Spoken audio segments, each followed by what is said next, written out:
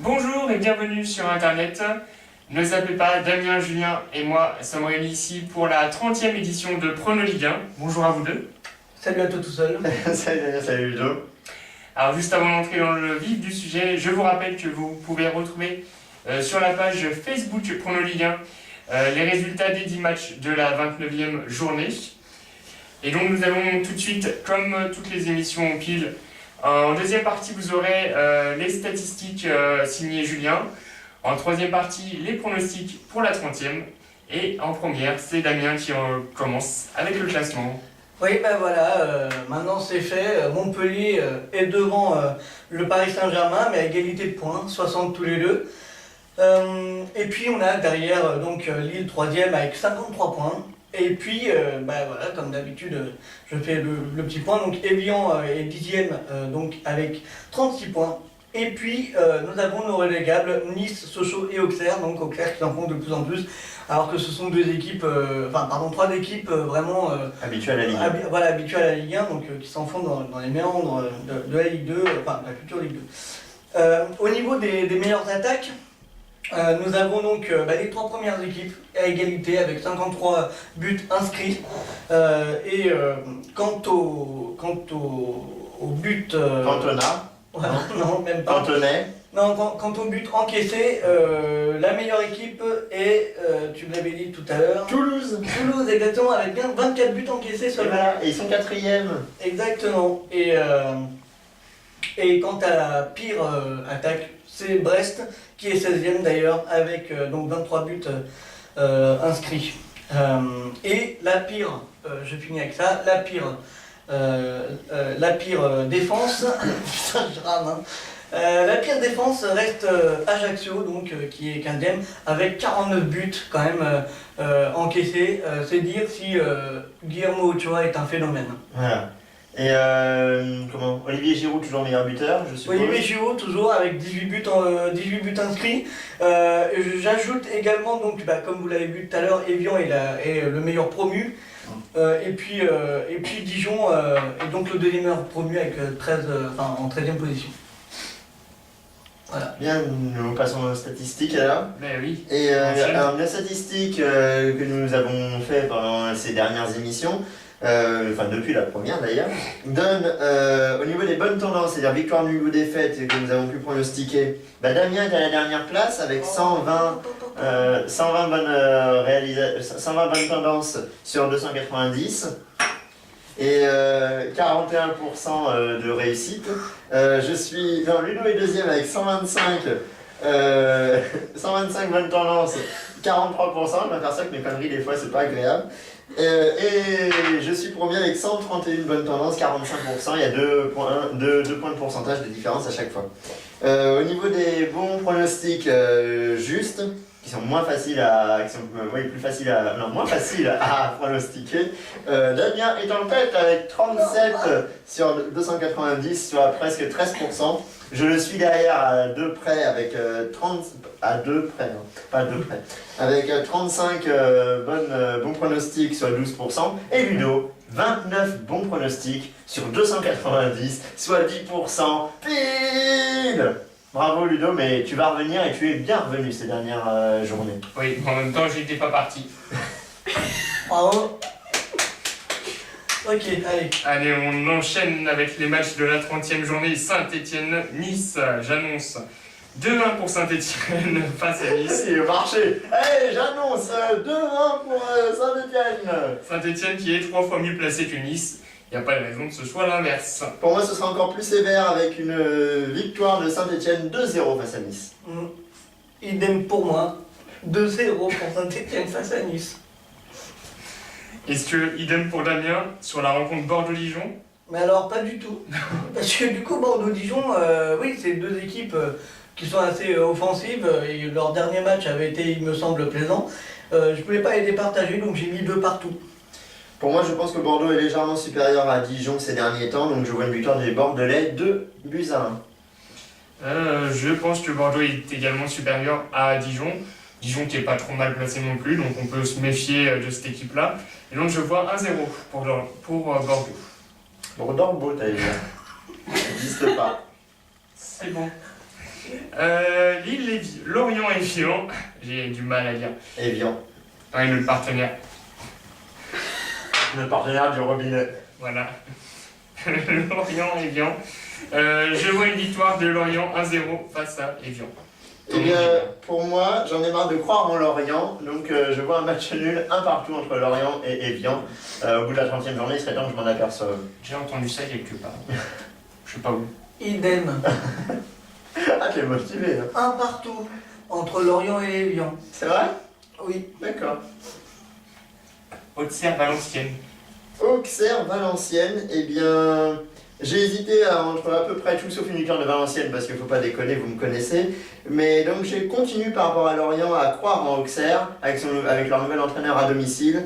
1-0 pour Auxerre face à Valenciennes dans ce match. Je savais pas au cas des mots 0-0, maintenant c'est fait. Donc voilà, Auxerre et Valenciennes vont se séparer en bons amis sur un score nul et vierge. T'es mort? Moi j'étais ailleurs. Moi je vois une victoire de Valenciennes. Je sais, ça va vous aider à pronostiquer. 1-0 pour Valenciennes face à Auxerre. Inspirez-vous de nos pronostics pour aller parier, hein. Là ça aide. Hein. Ouais, comme ça, bah c'est clair. Sochaux-Brest. Sochaux-Brest, eh bien, pareil, Sochaux j'en ai marre. Brest me séduit de plus en plus, donc je vois un 0-0 entre ces deux équipes. C'est-à-dire si ça me séduit. Hein. Voilà. Pour ma part, je suis pas du tout séduit, c'est pour ça que je vais mettre un 0 pour Brest. D'accord. Vachement logique tout ça. Je suis autant séduit que Julien par ces deux équipes-là. Et je vois un match nul entre ces deux équipes qui sont très proches, un partout. Le shot de samedi à 21h, Nancy-Paris pour Julien. Nancy-Paris, eh bien, je vois une victoire de Paris à l'extérieur qui a l'air de mieux réussir à l'extérieur qu'à domicile ces derniers temps.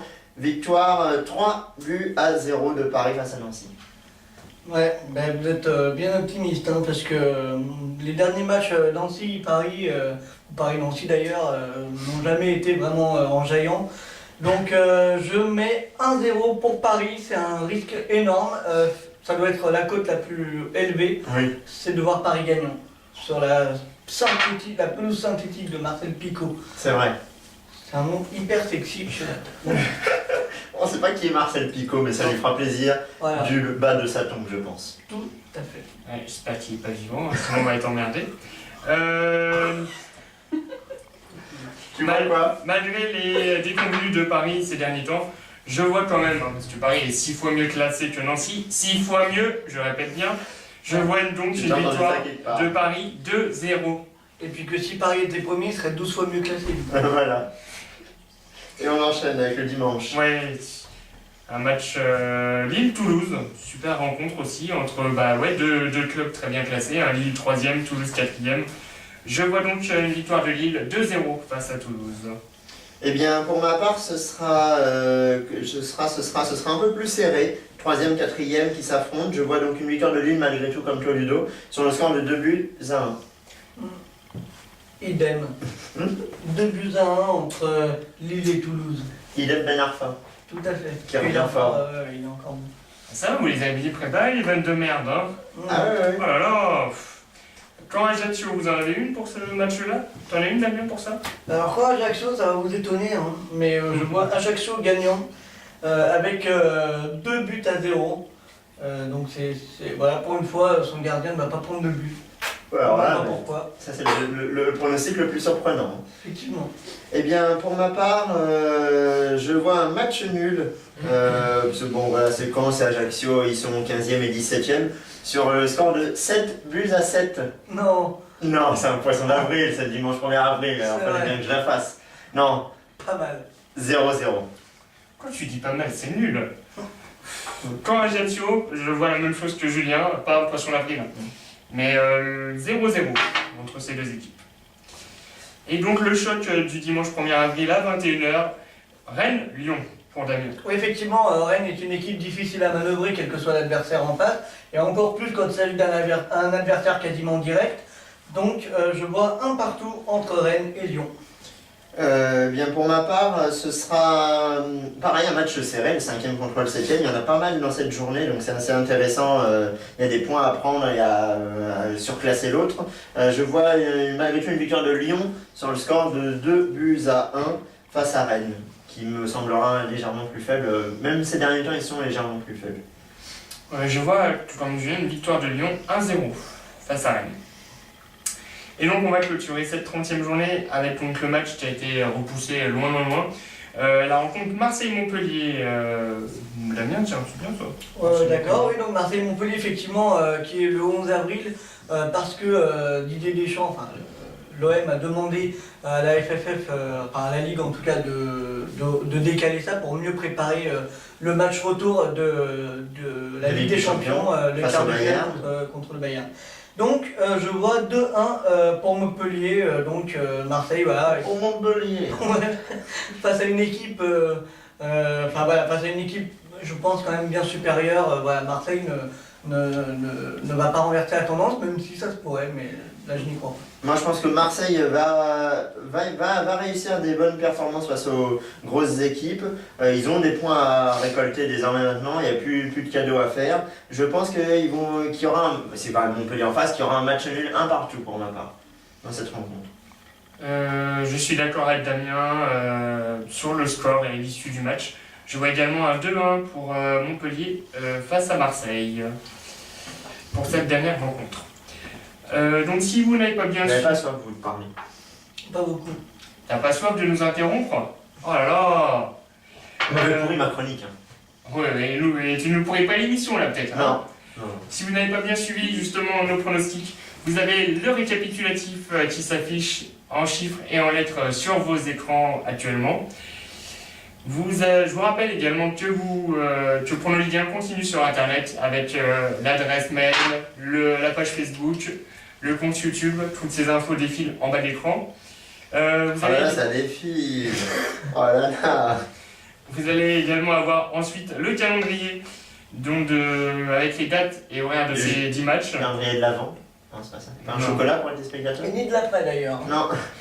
Avec donc qui auront lieu le 31, le 1er avril, et donc la rencontre repoussée au 11 avril, Marseille-Montpellier.